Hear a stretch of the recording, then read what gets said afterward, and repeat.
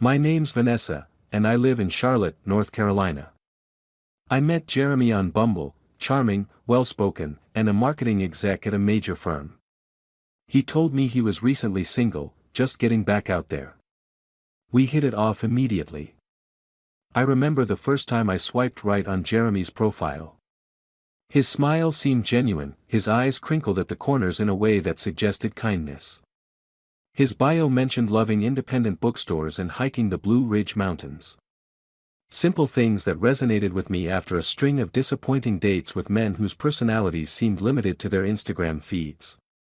When we matched, his first message wasn't some generic pickup line. He'd actually read my profile and asked about the Virginia Woolf quote I'd included.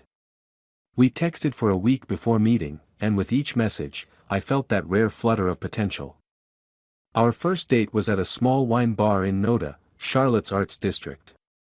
I arrived early, nervously adjusting my dress and second-guessing my choice to meet a stranger from the internet. But when Jeremy walked in, all those worries disappeared. He was better looking than his photos, tall with dark hair that fell just above his eyes, dressed in a casual button-down that suggested effort without trying too hard. "You must be Vanessa," he said, extending his hand. His voice was deep and warm, matching the timbre of our phone conversations. "I was worried you might be a catfish, your profile seemed too perfect." I laughed, immediately at ease. "I was thinking the same about you." We talked for hours that night, the kind of conversation that flows so naturally you don't notice the restaurant emptying around you. He told me about growing up in Boston, moving south for college at Duke, and eventually settling in Charlotte for work. He spoke about his family, parents still in Massachusetts, a brother in Seattle, and his recent breakup with a long-term girlfriend. It was amicable, he explained, swirling his wine. "We just wanted different futures. She moved to San Francisco for a tech job 6 months ago. We tried long distance, but..." He shrugged. "Sometimes things just run their course." I nodded, sympathetic. My last relationship had ended similarly, no dramatic fights, just a slow realization that we were heading in different directions. When Jeremy walked me to my car that night, he didn't try to kiss me. Just a gentle hug and a promise to call tomorrow. He did call. And the next day. And the day after that. For 6 months, we dated seriously. Dinners, weekend getaways, even met a few of his coworkers. He was attentive in a way I wasn't used to, remembering small details I mentioned in passing, sending flowers to my office when I mentioned a stressful presentation, leaving little notes in my apartment when he stayed over. There were peculiarities, of course. Jeremy never let me come to his place, said it was being renovated. At first, I found it endearing, him always wanting to come to my apartment instead. "Your place feels like a home," he'd say, wrapping his arms around me as we stood in my kitchen. "Mine's just a construction zone right now." I believed him. Why wouldn't I? He always stayed at mine, comfortably settling into my space. His toothbrush next to mine, his favorite cereal in my pantry, his sweaters occasionally left hanging in my closet. The renovation excuse continued, first it was floors, then kitchen cabinets, then bathroom tiles. Each time I suggested helping him pick out finishes or offering design advice, I'd studied interior design in college, he'd kiss my forehead and say, "You're sweet, but I've got professionals handling it." His work schedule was demanding too, frequent late meetings and occasional weekend emergencies. But he always made it up to me with thoughtful gestures, a weekend trip to Charleston, tickets to a sold-out show, cooking elaborate dinners when he could make time. When things occasionally felt off, I blamed my own insecurities. Past relationships had made me paranoid, I told myself. Jeremy was different. Then came that Tuesday afternoon. I had taken a half-day off work to browse the new releases at my favorite independent bookstore downtown. I was in the fiction section, debating between 2 novels, when I sensed someone looking at me.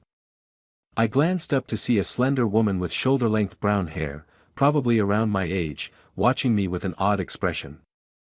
I smiled politely and returned to my book selection when I heard her voice.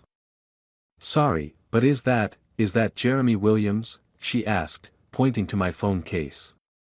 I had a photo of Jeremy and me tucked into the clear backing of my case, a selfie from our weekend in Asheville the month before. Yes, I replied, suddenly curious. Do you know him? The woman's face changed, a subtle shift that sent a chill down my spine.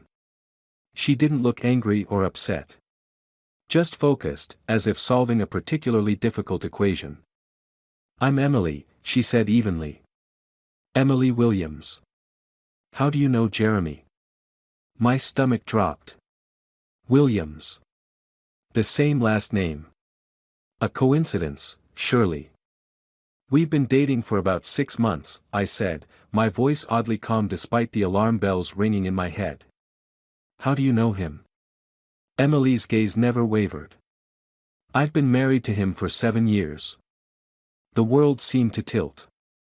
I grabbed the bookshelf to steady myself, knocking several books to the floor. The noise drew stares, but I barely noticed. That's not possible, I stammered. Jeremy's single. He told me his ex moved to San Francisco. Emily crouched to gather the fallen books, arranging them neatly before standing to face me again. Her composure was unnerving. Can we talk somewhere? She asked. Not a request, a statement. We ended up at a coffee shop across the street. I ordered something, I don't remember what, but didn't touch it. My hands were shaking too much to hold the cup. I pulled out my phone, opening my camera roll to show her photos of Jeremy and me.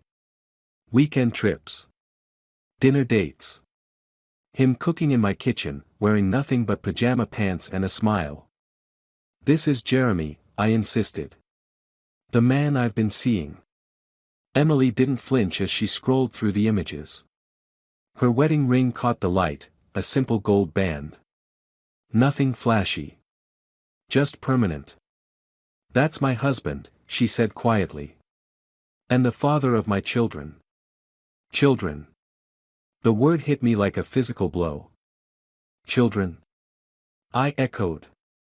2, Emily replied. Ava is 5. Lucas is 3. She pulled out her own phone, tapping through to photos. There was Jeremy, unmistakably Jeremy, holding a little girl with his eyes on his shoulders. Another of him asleep on a couch, a toddler boy sprawled across his chest. Family photos at a beach, at Christmas, at what looked like a child's birthday party. I don't understand, I whispered, though I was beginning to. Emily took a sip of her coffee, her hands perfectly steady. Jeremy works in marketing at Meridian Group, she said. He travels frequently. Works late often. Goes to the gym 3 times a week. Plays basketball with colleagues on Thursdays. Each statement matched what I knew of Jeremy's life. His schedule. His habits. He's been more absent lately, Emily continued. I assumed it was work stress. His company's been expanding. I stared at her, this stranger who knew the same man I did. How did you know it was me? In the bookstore. A flicker of something, anger. Resignation, crossed her face. I didn't. But Jeremy mentioned that bookstore once. Said he discovered it recently. We've lived here for 6 years, and he'd never mentioned it before. I decided to check it out. She gestured to my phone case. Seeing his face was unexpected. I felt sick, remembering how Jeremy had suggested that bookstore to me, claiming it was a hidden gem he'd found. I need to see your texts, Emily said. And receipts. Anything you have. Under normal circumstances, I would never share such private details with a stranger. But these weren't normal circumstances. I handed over my phone, watching as she methodically went through months of messages between Jeremy and me. Plans made. Sweet nothings exchanged. Lies coordinated. She read with the detached interest of someone reviewing a business document, occasionally nodding as if confirming a suspicion. I watched her face for tears, for breakdown, for the emotional collapse I myself was barely holding at bay. It never came. Instead, Emily got quiet. Focused. That's when I knew we were on the same page. "He'll be at his company's winter gala in 2 weeks," she said, her voice eerily calm. "At the Westin downtown." I nodded slowly. "I know. He invited me as his date." The look that passed between us contained no words, but perfect understanding. Jeremy's company was throwing a fancy winter gala in 2 weeks. He'd already invited me, telling me how he wanted to officially introduce me to his colleagues. So Emily and I made a plan. For the next 2 weeks, I continued as normal with Jeremy. I laughed at his jokes, listened to his stories, slept beside him in my bed, all while feeling like I was watching myself from a distance. Every touch, every kiss, every casual lie, "Can't make it tonight, babe, deadline at work," now stood out in sharp relief. Meanwhile, Emily and I coordinated through text messages and coffee shop meetings. I learned about her, a pediatric nurse who'd put her career on hold to raise their children. She learned about me, a marketing analyst who had believed she'd finally found someone worth trusting. We compared notes. Patterns emerged. Jeremy's late meetings lined up with dates with me. His business trips were our weekend getaways. His basketball nights were sometimes real. He did play with coworkers, but often covered evenings with me. "How did you not suspect?" I asked Emily during one of our planning sessions. She gave me a sad smile. "Marriage, kids, routines, they create a comfortable blindness. You trust because the alternative is unthinkable." I wondered if I would have been equally blind had our positions been reversed.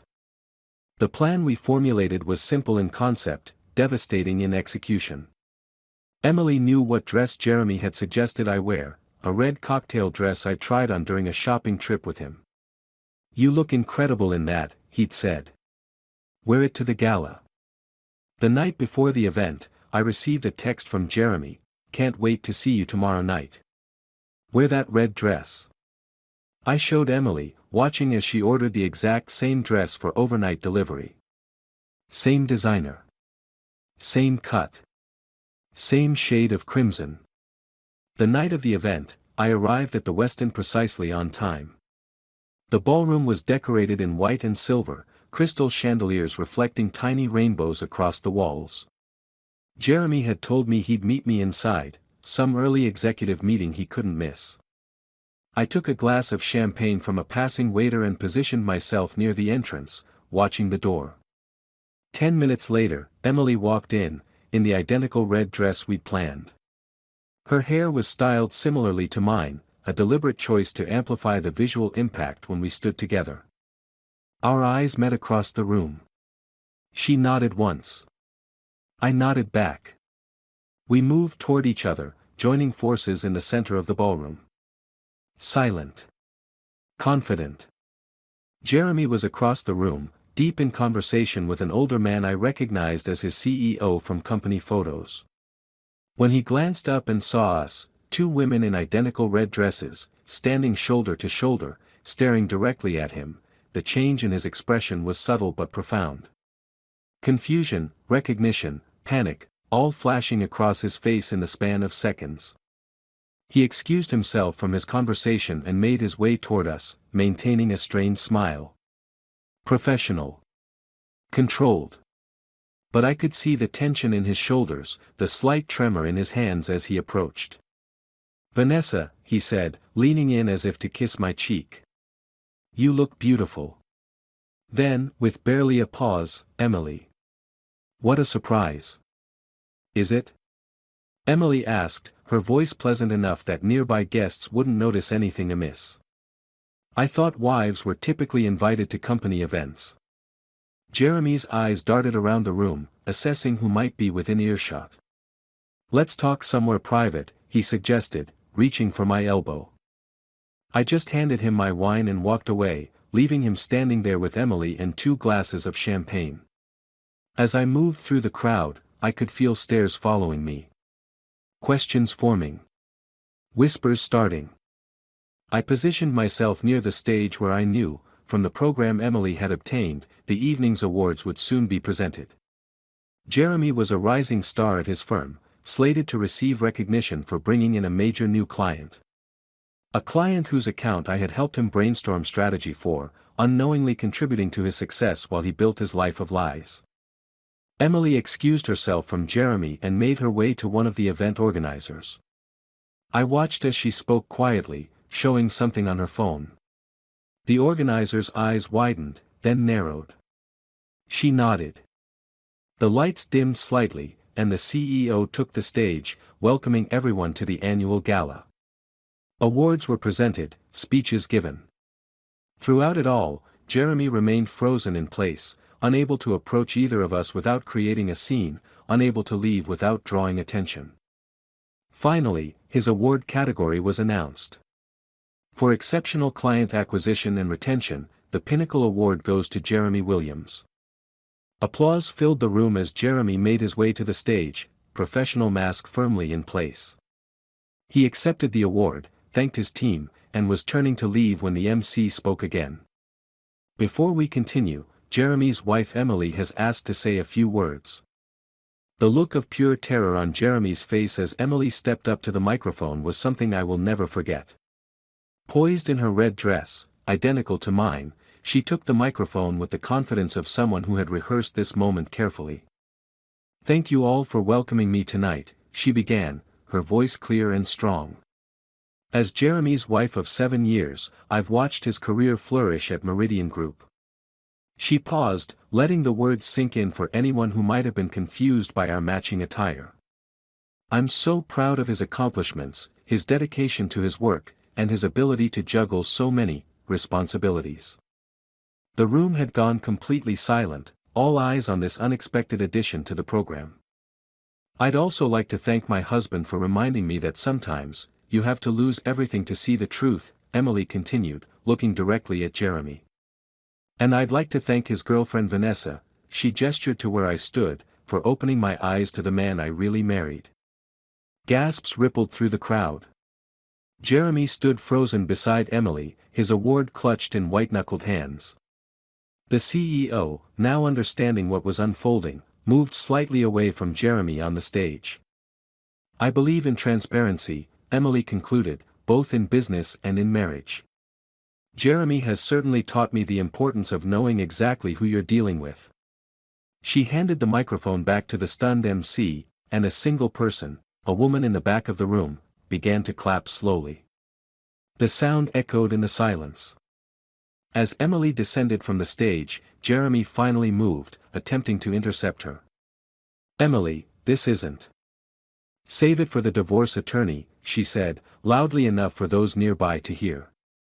She walked directly to me, linking her arm through mine. Together, we walked out of the ballroom, through the hotel lobby, and into the cold December night.